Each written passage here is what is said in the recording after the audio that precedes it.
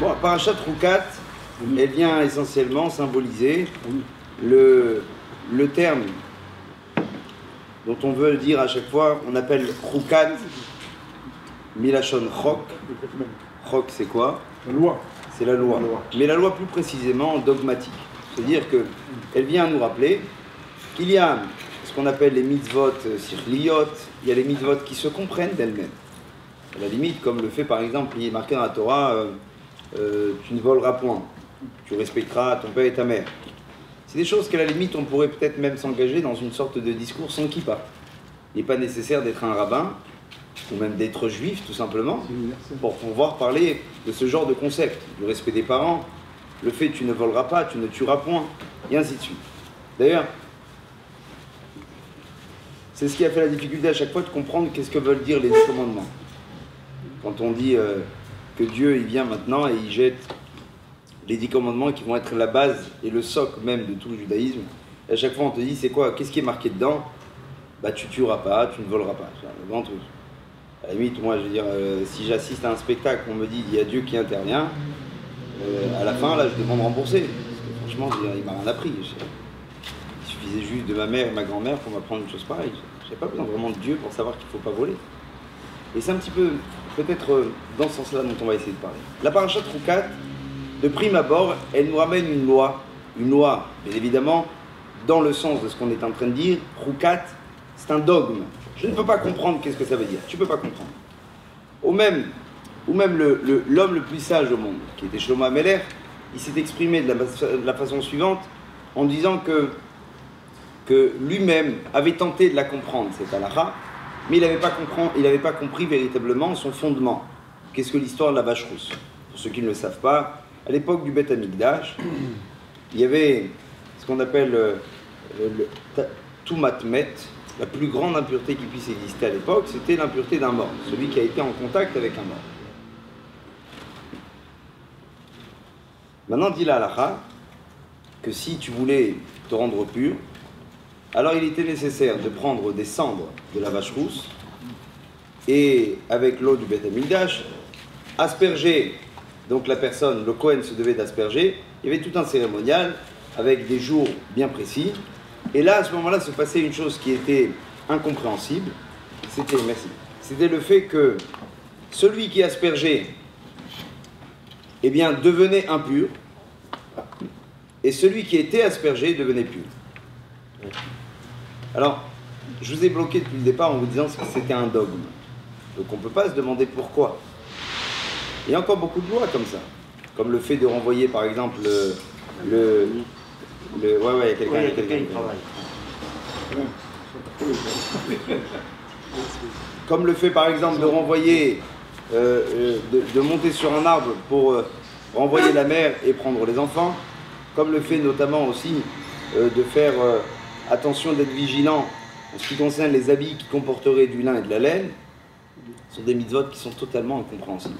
C'est des lois qui n'ont ni queue ni tête, qui n'ont pas de sens littéralement. Et sur cela, dans la paracha, dans la suite de cette paracha, se passe encore ce qu'on appelle finalement cette sorte d'effronterie dont Israël, j'ai envie de dire à tout son honneur, dans l'histoire de la Bible, on nous raconte très souvent, et bien finalement comme des sortes de bassesses, j'ai envie de dire finalement du peuple. Quand ils étaient dans le désert, alors qu'ils vivaient dans ce qu'on appelle une sorte d'épopée totalement métaphysique, on raconte qu'ils étaient sur des Air Max tout le temps, tu vois, ils étaient tout le temps sur une bulle d'air pour pas que les pieds se brûlent avec la chaleur du sable. Les habits grandissaient avec eux, les habits ne s'usaient pas. Ils avaient à manger qui était la manne et qui prenait le goût de ce dont ils voulaient. Ouais, c'était un menu à la carte, nos limites. Exceptionnel. Ils n'avaient pas besoin d'aller aux toilettes. Pourquoi? Parce que la manne était à manger qui était tellement spirituel qu'il était intégré à 100% dans le corps. Il y avait une sorte de clim qui était géré pour que chacun ait exactement, tu vois, ils ont fait dans les bagnoles aujourd'hui, ils ont fait bison, tu vois, ils ont compris que des fois, tu peux te disputer avec ta femme dans la bagnole, tu mets la clim, tu mets pas la clim. Maintenant, ils ont fait comme ça, ils ont mis d'un côté, c'est vrai, tu vois, d'un côté, tu as la clim pour celui qui conduit, tu as la clim pour celle qui est à côté, tu vois. C'est vrai. À l'époque déjà du désert, Dieu il avait pensé à mettre une clim qui était universelle pour chacun, d'avoir la température qu'il lui fallait. Il y avait les dunes qui se poussaient, les scorpions, les serpents qui ne mangeaient pas, qui ne venaient pas les attaquer. Enfin bref, ils étaient dans ce qu'on appelle une sorte de bulle totalement métaphysique. Et là on s'aperçoit une énième fois dans ce livre de Bamidbar que cette fois-ci, ils disent on n'a plus d'eau. Et c'était dû bien sûr à une cause à effet qui est très simple, qui était la disparition de Myriam. Myriam étant la sœur de Moshe Rabbeinu, vous le savez très bien, avec elle suivait une sorte de puits, et qui ce puits irriguait sans cesse le désert à travers toutes les tribus d'Israël durant cette épopée des 40 ans qui les amenait en Eretz Israël. Et voilà que, à un moment donné, Myriam, comme Aaron d'ailleurs, dans cette paracha, on nous apprend qu'ils sont décédés. Alors le mérite de Myriam était le suivant, c'était justement le Be'er Myriam, c'était le puits de Myriam. Donc si Myriam s'en va, automatiquement il n'y a plus d'eau. Et là, comme un bon juif qui a envie de dire les choses avec véhémence et avec force, il dit « Lama elitunu mitzrayim, pourquoi tu nous as fait monter d'Égypte si c'était pour nous enterrer dans le désert ?» Vous voyez, il y a un petit peu l'idée, on va dire, comment on appelle ça, l'idée de rébellion terrible. Et ça, c'est franchement... Après le vaudor, ça c'est vraiment un truc qui est complètement fou. C'est de s'apercevoir qu'à chaque fois qu'ils ont un petit truc, ils envoient tout en l'air. Tu vois, un petit peu, je sais pas, on a l'impression... c'est un peu ce vieux couple qu'à la moindre petite tension, j'aurais dû me casser une jambe le jour de mon mariage. Tu vois. Ah, là, ça va, c'est bon. Pas cassé. Ça va, c'est pas grave. Attends, on va trouver une solution en 2 minutes. Mais non, tu t'aperçois que les Bnei Israël, ils ont un problème. La première chose qu'ils font, c'est quoi? Tout de suite. Pas de filtre, les mecs. Lama elitunu mitzrayim, pourquoi tu nous as fait monter d'Égypte? Pour nous enterrer dans le désert. Attends, c'est grossier quand même. Et là, pour une fois, de façon vraiment exceptionnelle, alors que Moshe était un leadership qui n'arrêtait pas de défendre, à chaque fois, c'est son peuple. Comme au moment du Vaudor, comme à toutes les fautes. Là, qu'est-ce qu'il fait Moshe? Moshe, il craque. Moshe, il craque, il va voir Dieu, et il dit comme ça, il lui dit, attends, tu as bien vu, regarde ce qu'ils sont en train de dire. Dieu, je t'en prie, fais ce que tu veux. Vas-y, fais ce que tu veux d'eux. Et là, Dieu, d'un fait très bizarroïde, qu'est-ce qu'il dit? Il dit, écoute, prends ton bâton, Moïse, va à côté d'un rocher, ce rocher précisément, et parle au rocher afin que jaillisse de ce rocher de l'eau, afin qu'il puisse irriguer tout le camp des Bnei Israël dans le désert. Il lui dit parle. Ouais, exactement. Alors l'histoire elle est connue, Moshe il arrive devant le rocher, et à ce moment-là que se passe-t-il?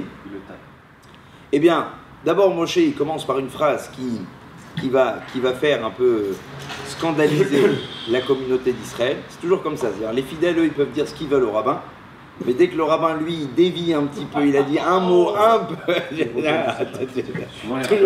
toujours comme ça. Quoi? Les rabbins ils se permettent. Arrête. Non mais c'est-à-dire, si tu essaies, ça je m'en fiche moi. Non mais c'est-à-dire que... Non mais c'est vrai, c'est-à-dire que le fidèle lui, il a envie de dire zut au rabbin, il le dit, d'accord. Et le rabbin il doit venir après avec des pincettes en disant attendez monsieur, écoutez bien, je pense qu'on s'est mal compris sur la base du système qui n'est pas véritablement. Et si le rabbin il a le malheur de faire une insinuation, comment?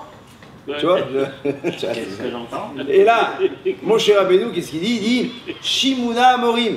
Écoutez, bande d'idiots que vous êtes, bande d'abrutis. Amorim, ça vient aussi d'un terme qui est celui de l'amertume. Mar. En hébreu, c'est mar. Et là, il leur dit écoutez bien, bande d'amers que vous êtes. C'est une bande de gens qui sont complètement dans ce qu'on appelle une sorte de persistance ombrageuse. Tu vois, ils n'arrêtent pas de voir les choses avec du noir, avec du black à chaque fois. Alors, il leur dit, voilà, je vais vous donner maintenant de l'eau. Et c'est alors que Moshe Rabbeinu s'approche de ce fameux rocher, et au lieu que le rocher commence à faire jaillir de son eau, Que se passe-t-il à ce moment-là? Seulement quelques gouttes qui commencent à venir. Moshe Rabbeinu prend le bâton. Et qu'est-ce qu'il fait? Il frappe sur la pierre. Et à ce moment-là, qu'est-ce qui se passe? L'eau jaillit enfin. Bon, nous on aurait pu penser que l'histoire s'arrête là. Et non, l'histoire ne s'arrête pas là en fait. L'histoire elle continue parce que malheureusement, à ce moment-là, Dieu appelle Moïse, il lui dit écoute, c'est très très bien, merci d'avoir fait ça, mais il y a une chose auquel quand même il faut que je te dise. C'est inacceptable. Comment ça? Tu m'as demandé de leur donner de l'eau, voilà, je leur ai donné de l'eau. Il dit non. Sur le fond, en soi, je te reproche pas. Mais sur la forme.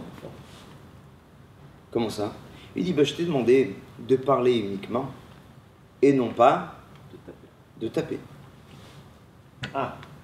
Alors, Moshe, je me fais un petit peu l'avocat du diable et me mets à l'avocat même de Moshe en disant, attends 2 secondes, ça va, tu m'as demandé de parler, au pire, allez, ça va, qu'est-ce que j'ai fait? J'ai pris le bâton. Ouais, rocher, en plus, un rocher. Ça, c'est un rocher en plus. Non, mais je crois que le bâton était spécial, c'est pour ça qu'il n'allait pas taper. Et Kitsu, qu'est-ce qui a fait de si grave Moshe déjà, il a pas été pour que la punition qui vienne par la suite, c'était quoi la punition qu'il y a eu?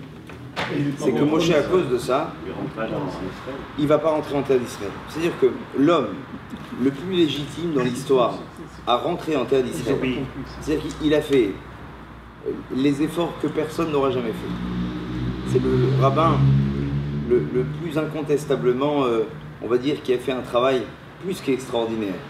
Pas innovateur, mais c'est celui qui a tenté finalement la naissance, non pas la renaissance, mais c'est la naissance d'un peuple. Alors lui, on aurait pensé qu'il aurait ouvert finalement la porte de Jérusalem, et le premier à arriver là-bas en chantant la Tikva. Et qu'est-ce qui se passe? On lui dit, toi Moïse, toi tu restes de côté. Et d'ailleurs, à la fin de sa vie, Dieu va lui demander de monter sur la montagne et lui dit, regarde bien la terre de haut en bas, ouais, de long en large, et tu vas voir ce qu'il y aura. Il va lui faire montrer, d'ailleurs, on dit, comme ça le Midrash dit, qu'il va lui faire montrer eh bien, tout ce qui se passera durant eh bien, toutes les générations à venir. Et tu sais que du monde est beau, quand tu es tout en haut. Ouais. Tu as la vision d'Israël. Tu vois Jérusalem. En tant que... Exactement. Et donc c'est là-bas où il lui dit, quand il fait beau, clair, il lui dit regarde, tu montes, on dit c'est là. Il lui dit regarde ce que tu n'auras pas. Ouais, c'est terrible, tu vois, ça c'est une chose. Ça j'ai pas compris. Qui est Moshe. Alors, Bémet, c'est un petit peu ça ce que j'ai envie d'essayer de parler avec vous. Parce que la première question d'abord, il faut essayer de se poser, qu'est-ce qu'il a fait de si grave? Alors Rachi vient avec une sorte de légitimité en disant non, c'est normal, il a fauté. Qu'est-ce qu'il a fait? Alors qu'est-ce qu'il a fait? Il a frappé au lieu de parler. Mais qu'est-ce qu'il y avait de si grave? Moi, Rachi dit comme cela. Rachi dit la gravité dans ce geste-là, c'était quoi? C'était que les bénis d'Israël se devaient de voir que le rocher aurait obéi à Moshe seulement uniquement avec la parole. Et eux auraient fait un raisonnement a fortiori. Lequel? En disant comme cela. Ils auraient dit, si déjà un rocher, qui lui n'a pas de libre arbitre, n'a pas de salaire dans le fait de faire une mitzvah, c'est-à-dire qu'il est obligé de faire ce qu'on lui demande de faire, eh bien lui exécute les dires divins, alors à ce moment-là, nous, hommes, nous avons un libre arbitre et que nous recevons un salaire pour les actions que nous commettons dans la vie en général, combien on aura de salaire grâce à cela? Et là, ils auraient tous fait quoi? Teshuva. Alors ça, c'est complètement dingue. Parce que Moshe, qu'est-ce qu'il va dire à Dieu? Il dit, attends, je t'en prie, tu as vu la bande que c'est, les mecs? Non mais tu les as vus, les gars? C'est des mecs qui n'arrêtent pas de se plaindre. Tu crois vraiment qu'ils vont faire teshuva? Et ils vont faire ce genre de raisonnement? Si déjà le rocher, il réfléchit pas, il a eu. Alors nous, combien? Mais c'est des gars, ils sont à un niveau tel qu'aujourd'hui, que tu frappes, que tu caresses le rocher, que tu lui parles, ils s'en fichent complètement. D'ailleurs, tu vois pas qu'ils ont dit, une fois qu'ils ont reçu de l'eau, merci ou n'importe quoi, ils ont rien dit, M. Rabbeinu. Première question. Deuxième question, qui est aussi tout à fait étonnante, c'est qu'on s'aperçoit qu'on sait très bien qu'en général, une punition est le sens de ce qu'on appelle finalement une sorte d'introspection. C'est-à-dire que dans la vie, on sait très bien que ce qui nous arrive est toujours, si on réfléchit à ce qui nous arrive, dedans on peut trouver la clé de notre faute. C'est que dans la vie, les épreuves d'un homme Bon, pas pour rien. sont l'expression de nos négligences. C'est-à-dire que, je vais vous donner un exemple. Par exemple, la Géoula, la galoute. Avec la Géoula, c'est la même chose. La diaspora, c'est pas une punition pour punir. C'est une punition qui a tout son intérêt. Comme on avait expliqué, rappelez-vous la dernière fois, comme quoi, lorsque les bénis Israël se retrouvent en diaspora, alors que se passe-t-il à ce moment-là? Eh bien, ils viennent rechercher les âmes perdues, ils font tchouva, ils essayent d'exister à travers leurs actions, et ainsi de suite, et ils aspirent à un monde meilleur. C'est-à-dire que la galoute, rappelez-vous, on avait vu que la diaspora et la délivrance n'ont quoi comme différence finalement entre les deux mots, Géoula et Gola? C'est une lettre. C'est pour nous dire que la Géoula, elle ne peut se faire qu'avec l'utilité de la Gola. Comme ça le Maharal l'expliquait d'ailleurs. Ce qui est étonnant, c'est d'essayer de comprendre maintenant la relation de cause à effet quand on dit à Moshe Rabbeinu, non, tu ne rentreras pas en terre d'Israël. Quel rapport avec la faute qu'il a fait? Parce qu'il a frappé le rocher au lieu d'avoir parlé au rocher. Auquel je rappelle quand même un événement historique qui date presque de 40 ans auparavant. Lorsque les bénis Israël sortent d'Égypte, à ce moment-là, ils arrivent dans un endroit qui s'appelle Mara. Comme son nom l'indique, un endroit amer. Et là, que se passe-t-il? Il se passe une chose qui a un effet, on va dire, plus qu'historique, parce qu'à ce moment-là, eh bien, l'eau même qui sortait, qui jaillissait de la source de cet endroit-là, était lui-même imbuvable. Et c'est alors que Dieu va demander de frapper avec son bâton l'eau, pour pouvoir faire en sorte que l'eau soit cette fois-ci quoi? Potable. Là, il a transformé, soit pareil. Donc c'est-à-dire que Moshe Rabbeinu, il dit, bon, je connais le coup, on l'a fait déjà, ça fait 40 ans, alors je le retape maintenant, c'est la même chose. Dieu lui dit, non, mais là, je t'avais demandé de frapper, et là, je t'avais demandé de parler. Franchement, t'as vu la faute qu'il a fait? Qui ne l'aurait pas faite? À part ça, c'est quand même Moshe Rabbeinu. Vous voyez ce que je veux dire?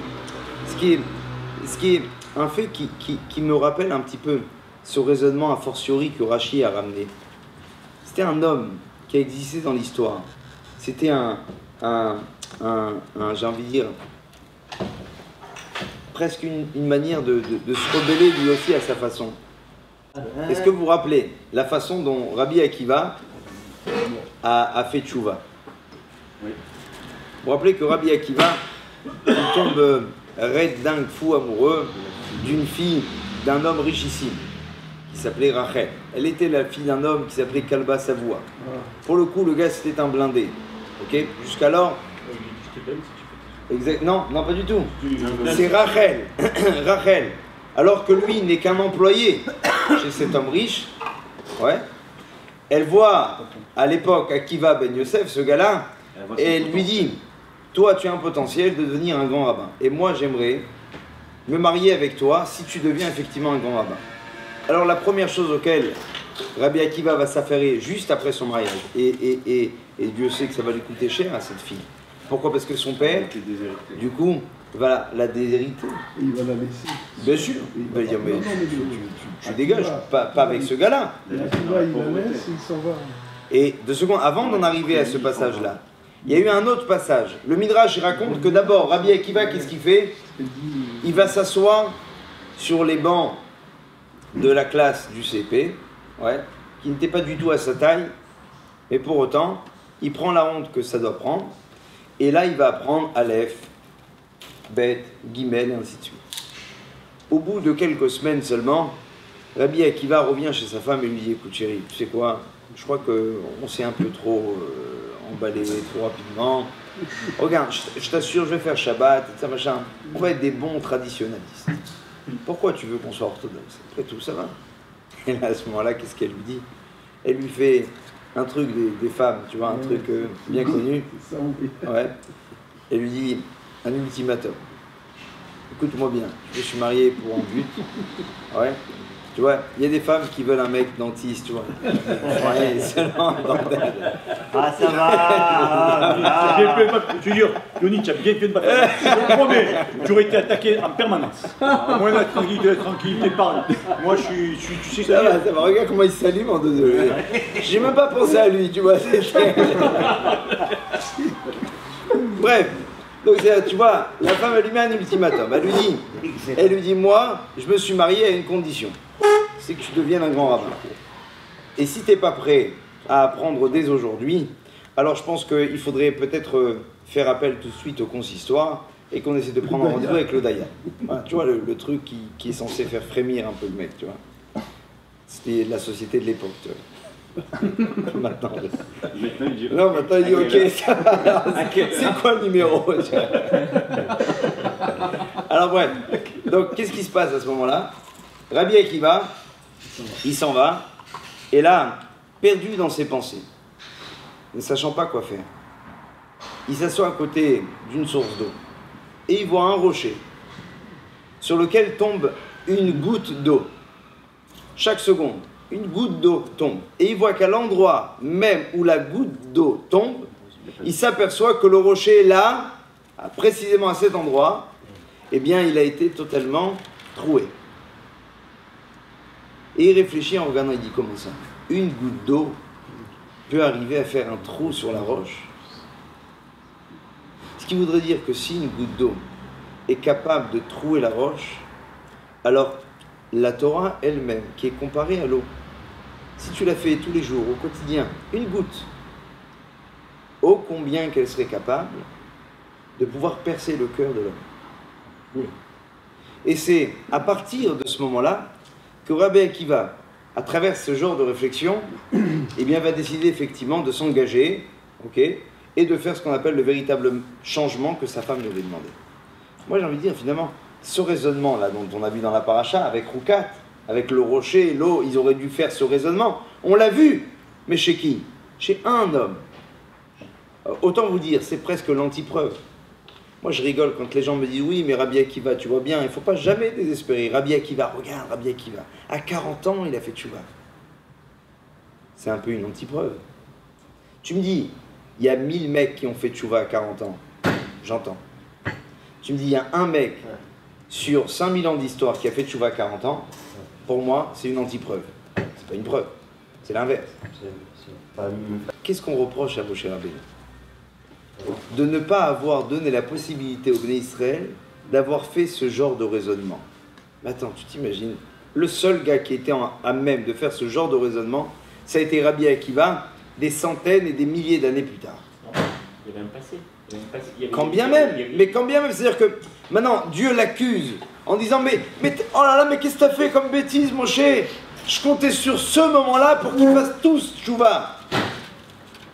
Mais Moshe, il dit, mais attends, mais tu rigoles, Dieu, quoi? Les mecs s'entraînent à jouer au poker toute la journée, ils fument des joints, et tu crois que les mecs, maintenant, ils vont voir le rocher jaillir, ils vont dire, oh, waouh, extraordinaire! Si déjà le rocher, il a donné, alors nous, combien on devrait donner? Et là, tout de suite, les mecs, chapeau, péoc, arrête, ça ne marche pas comme ça. Qu'est-ce que Dieu, on dirait Dieu, dans cette paracha, on a l'impression que, comme si qu'il est énervé, tu vois, et il cherche à mettre une droite à quelqu'un, tu vois, et il voit son patron, alors il se la ferme. Il voit son voisin, il se la ferme. Il voit sa femme, il se la ferme. Et là, il y a un gosse qui vient, et qu'est-ce qu'il fait? Il est en train de se servir un verre d'eau, le verre d'eau, il tombe, et là, le gosse, il prend tout le paquet qu'il avait emmagasiné, tu vois. Qu'est-ce qui s'est pris déjà, Moshe Rabbeinu? Qu'est-ce qui m'arrive?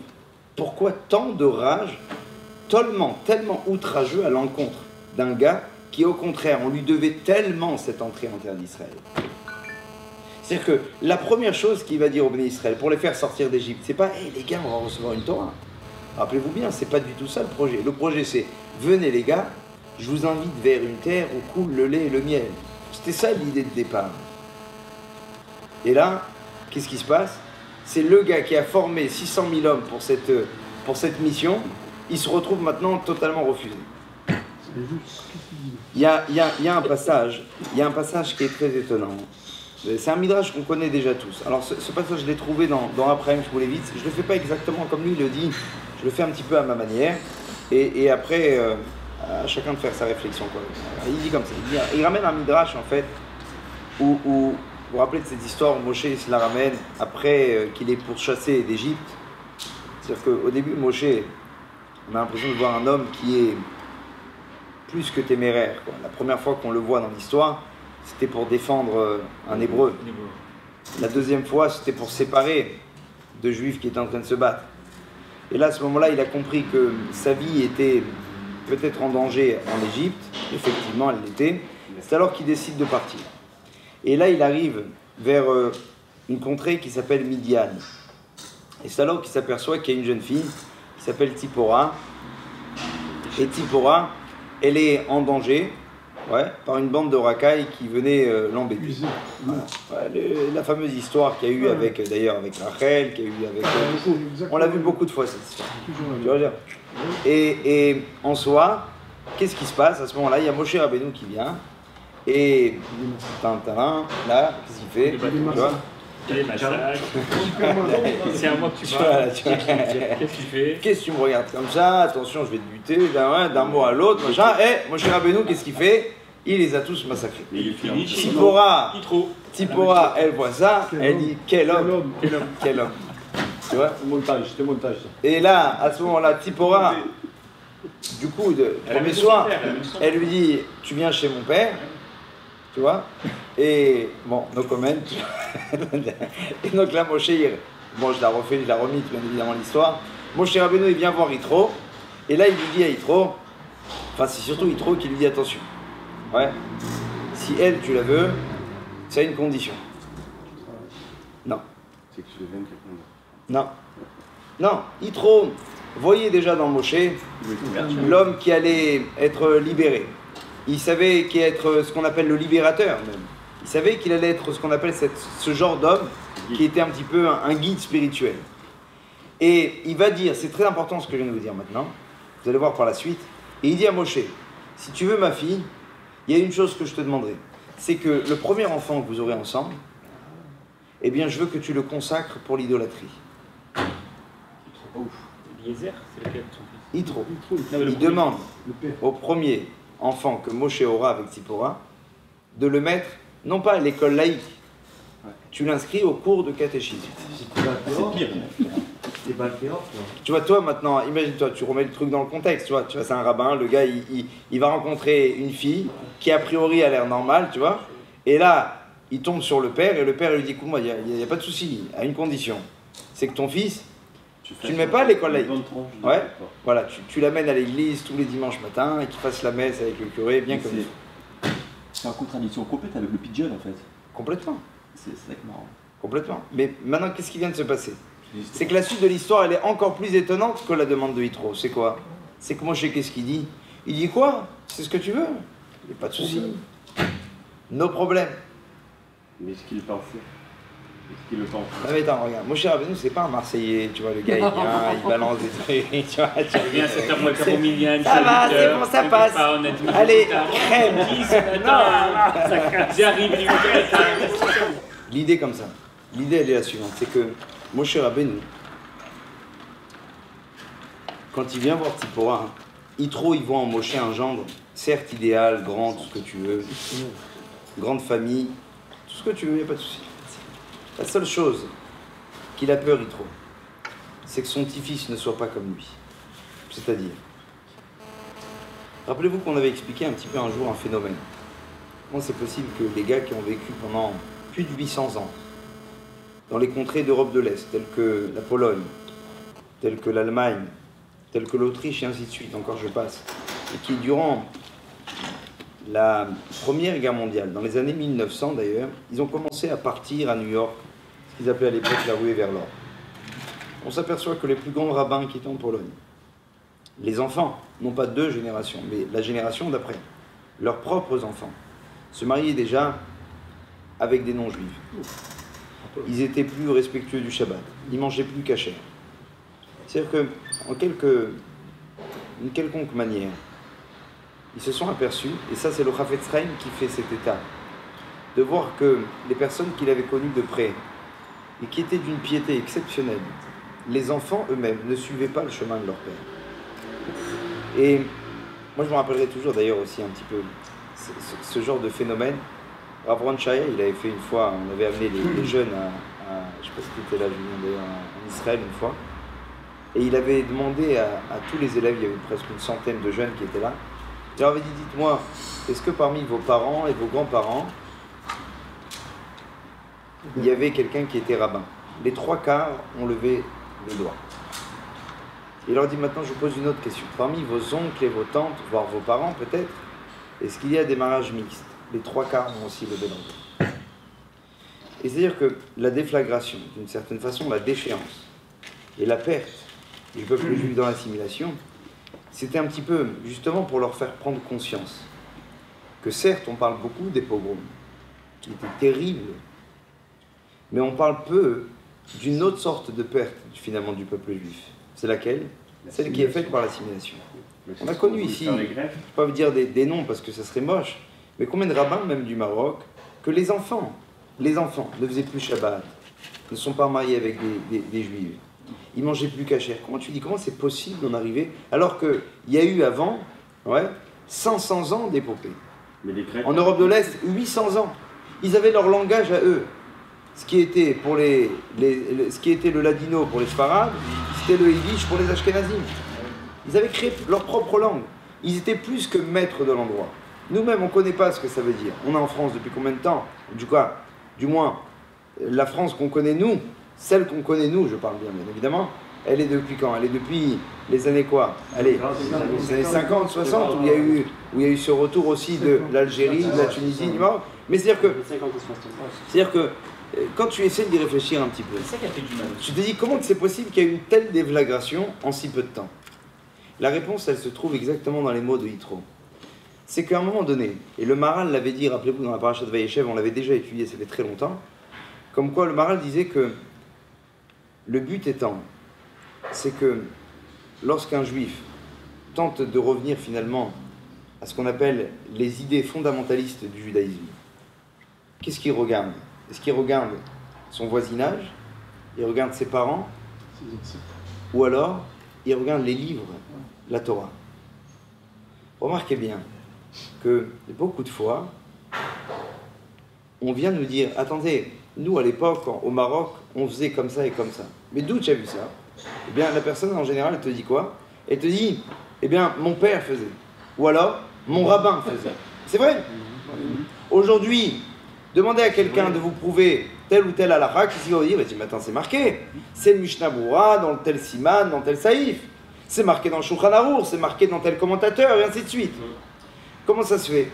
C'est qu'à l'époque, on vivait un judaïsme de mimétisme. C'était un judaïsme qui était d'une certaine façon où on ne se posait pas la question avec qui se marier, que devait-on manger, est-ce qu'on pouvait sortir là ou non. C'était ce qu'on appelle finalement une sorte de système qui était déjà prédéterminé pour tout le monde. C'est une sorte de forme de c'est un mode de vie. C'est un mode de vie, exactement. C'est plus un mode de vie. Un mode de vie qui était ce qu'on appelle sur une sorte de rouage. Où à l'époque, les gens ne se posaient pas la question avec qui on va se marier. Ça ne montait même pas à l'esprit d'un homme. Et si ça le montait, alors peut-être que c'était vraiment, vraiment, vraiment exceptionnel. Aujourd'hui, pourquoi ça l'est devenu bien moins exceptionnel? Parce qu'aujourd'hui, quand on tente à se retourner à savoir comment font les autres, alors on ne les voit plus comme à l'époque. Je vous rappelle qu'il y avait une sorte de ghettoisation qui s'était faite tant en Tunisie qu'en Algérie qu'au Maroc, même en Algérie. En Algérie d'ailleurs, c'est peut-être, beaucoup de fois on s'aperçoit qu'il y en a beaucoup qui sont un peu plus éloignés. Un peu plus éloignés en Algérie. Pourquoi? Parce qu'il y avait ce qu'on appelle déjà une sorte de France, avant l'heure déjà. Mais au Maroc, il y avait le Mellah. Il y avait ce qu'on appelle une sorte de système totalement fermé. C'est-à-dire que tu avais l'école qui était, c'est-à-dire le gosse il naissait, on savait exactement où il allait acheter, où il allait apprendre la Torah, dans quelle synagogue il allait prier, ainsi de suite. C'était déjà bouclé. C'est-à-dire que le gosse n'arrivait jamais à se poser la question, dois-je ou pas? Exactement.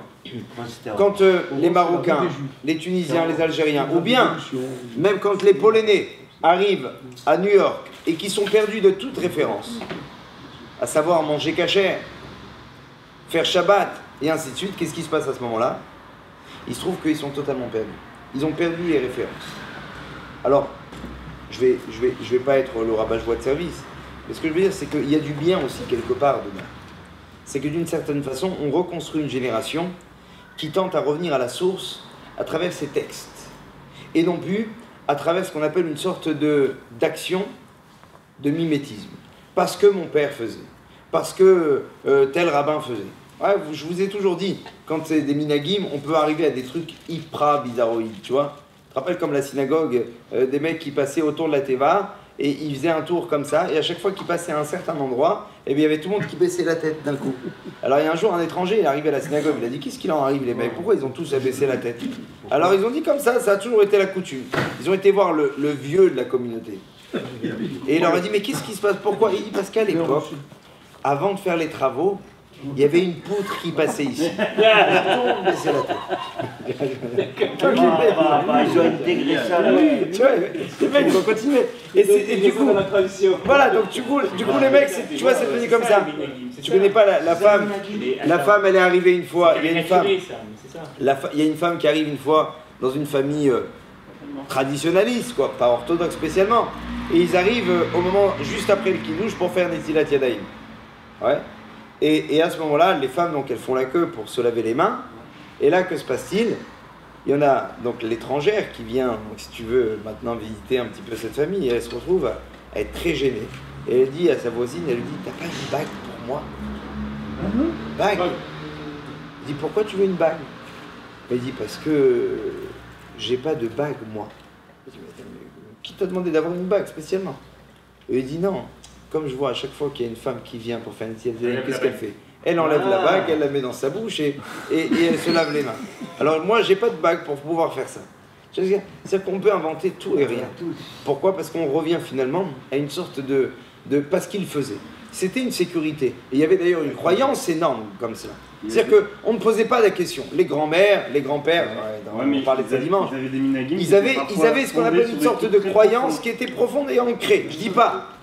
Mais ce qui se passe aujourd'hui, c'est qu'en ayant quitté le mélar, en ayant quitté tout ça, qu'est-ce qui se passe aujourd'hui? C'est qu'on est obligé de revenir à une chose, qui est ce qu'on appelle finalement une sorte de source. On revient au repère. C'est quoi? C'est le livre. Alors, on a gagné en une chose, c'est qu'aujourd'hui, on revient à voir ce qui est exactement faisable d'après les coutumes, la halakha, et de pouvoir écarter parfois d'autres choses aussi débile que je viens de citer.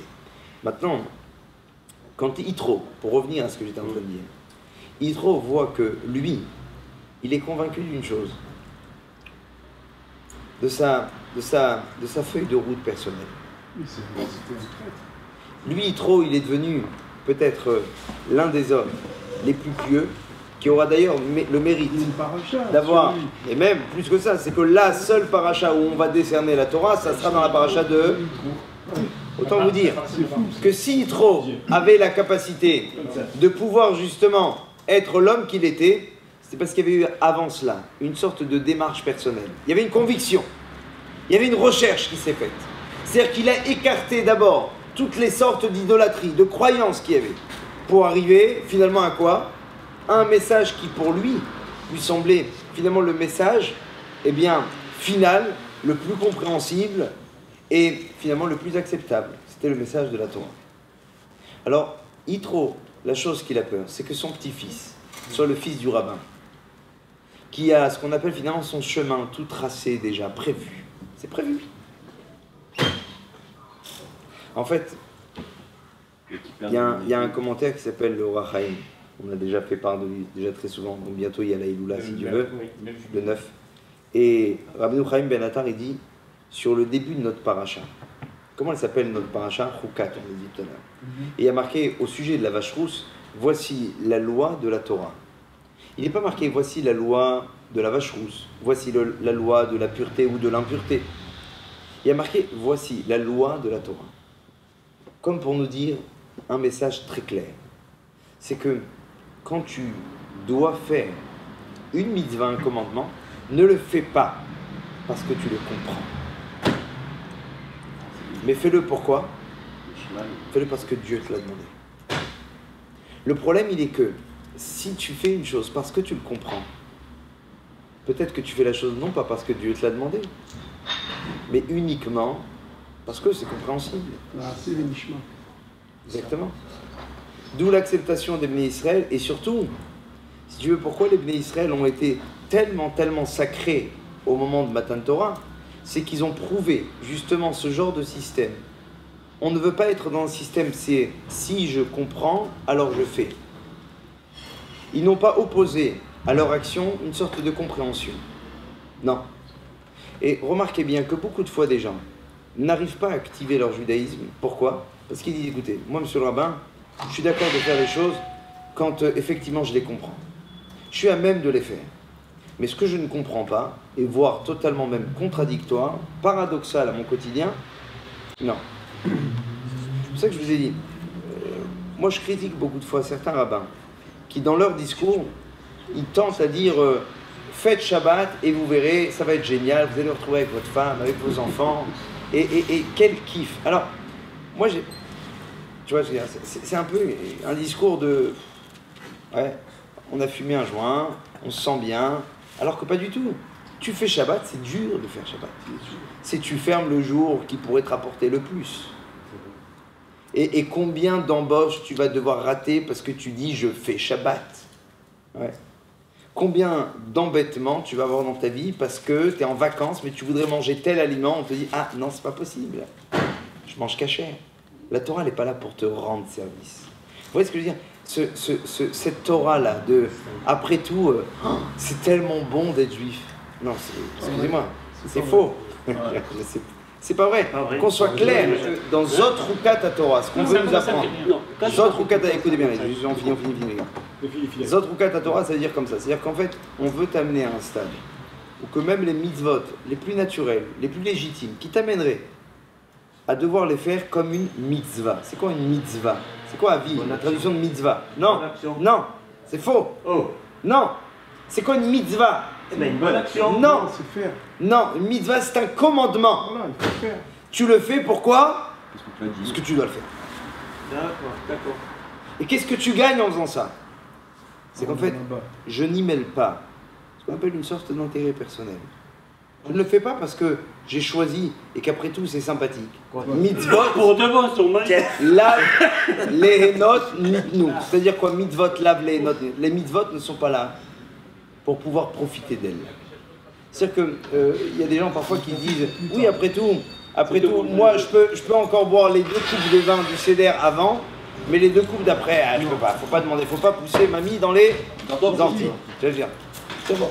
Ça, c'est une chose qui paraît, on va dire, c'est la base même. Et il dit Rabbeinu Chaim Ben Atta, le roi Chaim Akadosh, qu'est-ce qu'il dit? Il dit, si un gars, il arrive à faire une mitzvah, en mettant ce qu'on appelle, en annihilant totalement son personnage, en disant, je ne le fais pas pour moi, mais je le fais uniquement pourquoi? Parce que la Torah me le demande. Je veux dire, en annihilant. Et c'est très rare ça. Si un homme arrive à faire ça, si un homme il arrive à faire ça, si un homme il arrive à faire ça, qu'est-ce qui se passe? On dit que la mitzvah qu'il a faite, elle équivaut à toute la Torah entière. C'est pour ça qu'il y a marqué Zot Rukat. C'est pour ça qu'il est marqué Zot Rukat à Torah. Pour dire que si tu arrives à faire de toutes tes mitzvot, même les plus légitimes, comme le respect des parents, comme le fait de ne pas tuer, comme une sorte de dogme que tu t'es imposé, ça s'appelle que tu as réussi à réaliser toute la Torah. C'est pour ça que moi, beaucoup de fois, j'étais contre les gens qui disaient à leurs enfants « Ne vole pas parce que Dieu a dit qu'il n'était pas bien de voler ». C'est de la folie de dire une chose pareille. Non, tu dis qu'il n'est pas bien de voler parce qu'une société où le vol existe est une société qui est totalement déséquilibrée.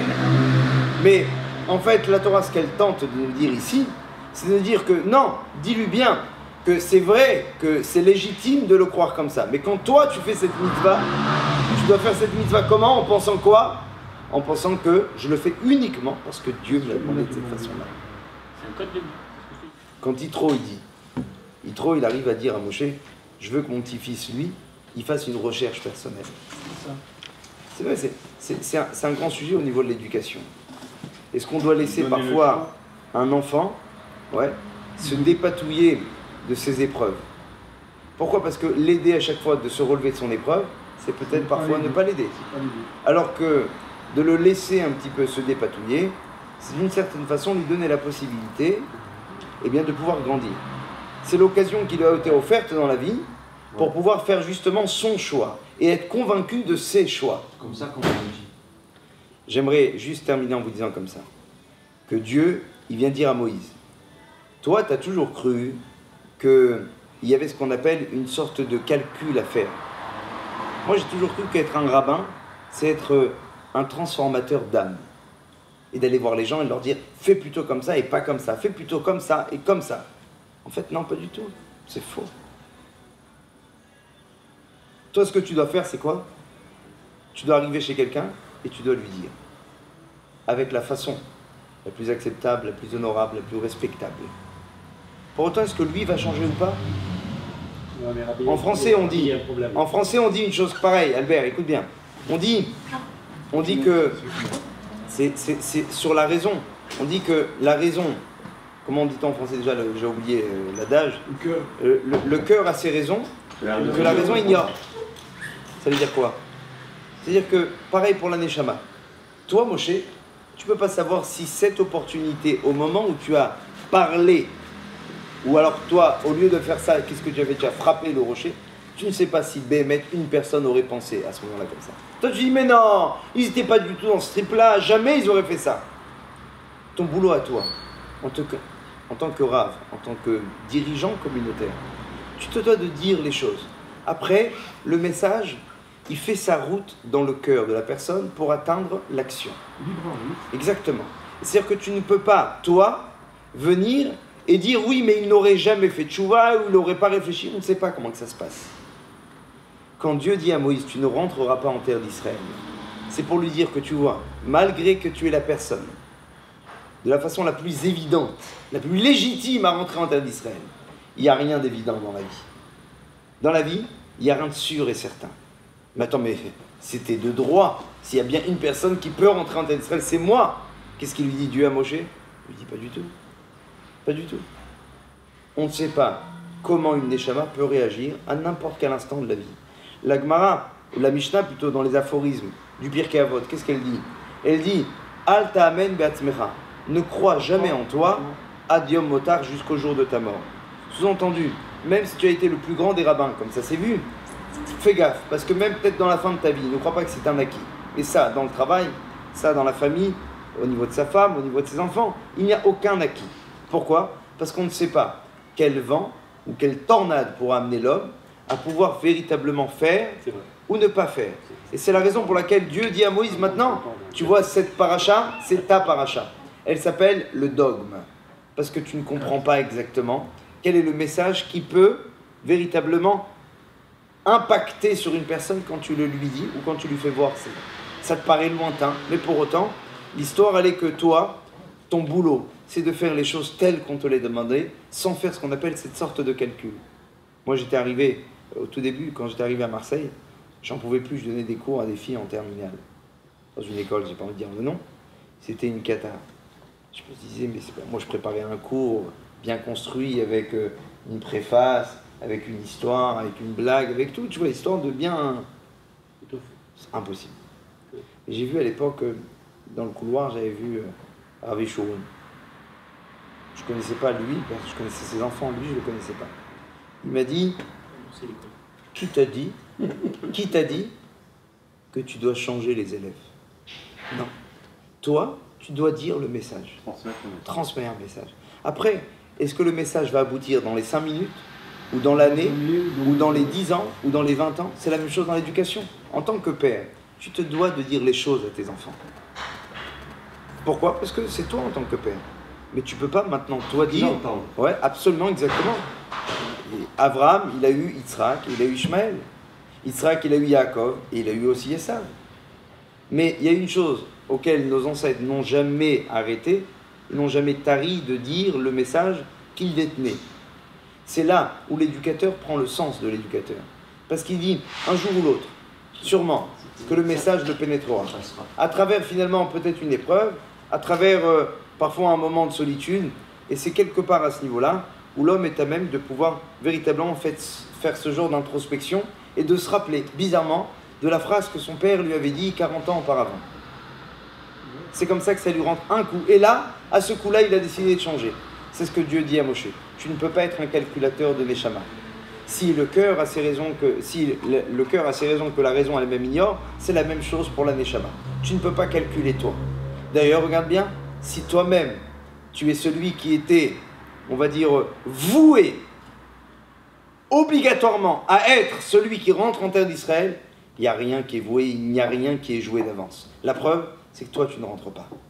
C'est pour apprendre à toutes les générations à venir que rien n'est joué. C'est pas parce que le père est un rabbin qu'automatiquement le fils ne sera pas un champignon qui posera peut-être tordu aussi. Non. Et d'ailleurs, on le voit d'ailleurs très souvent aussi, cette chose-là. C'est juste pour nous dire que la Torah n'est pas un héritage. Toi, tu fais les choses parce que tu dois les faire d'une façon convaincue. C'est pour ça que quelque part, Moshe aussi va accepter. Les Midrashim diront aussi que c'est pour rapprocher Yitro, ainsi de suite. On ne va pas rentrer maintenant dans ce délire. Mais ce que je veux surtout vous dire, c'est que quand Yitro, il demande que son fils, le petit-fils, il fasse la même démarche que le grand-père a fait, c'est qu'il voulait un petit-fils qui soit convaincu du message. Je veux que tu ailles voir tout ce qu'il y a à côté, et que quand tu approches à mettre tes tefilines, tu comprends, tu dis là, je fais la chose, eh bien, la plus grande qui puisse exister, sans aucun autre choix de l'autre côté. Donc voilà. Donc c'est-à-dire qu'il faut juste se concentrer, à savoir que même les mitzvot qu'on comprend le mieux, arriver à dénaturer, on va dire, notre intérêt personnel, pour lui donner ce qu'on appelle toute son intégrité vis-à-vis de Dieu. Je le fais uniquement parce que Dieu me l'a demandé.